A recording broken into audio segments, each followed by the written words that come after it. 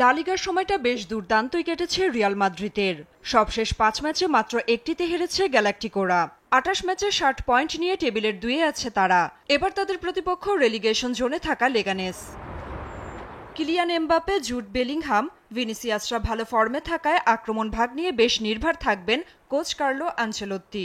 Midfield এবং রক্ষণভাগও আছে দুর্দান্ত ছন্দে। তাই হারের বৃত্তে ঘুরতে থাকা দুর্বল লেগানেসকে হারিয়ে পয়েন্ট টেবিলে নিজেদের অবস্থান শক্ত করার লক্ষ্যে থাকবে রিয়াল শিবিরের।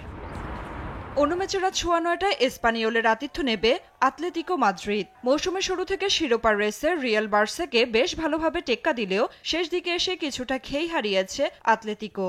সবশেষ 2 ম্যাচে জয়ের দেখা পাননি তারা। 28 ম্যাচে 56 পয়েন্ট নিয়ে টেবিলের 3-এ লাল সাদারা। ফরওয়ার্ডরা ভালো ফর্মে থাকলেও বাজে রক্ষণ বেশ দুশ্চিন্তার কারণ হয়ে দাঁড়িয়েছে আতলেতিকোর জন্য।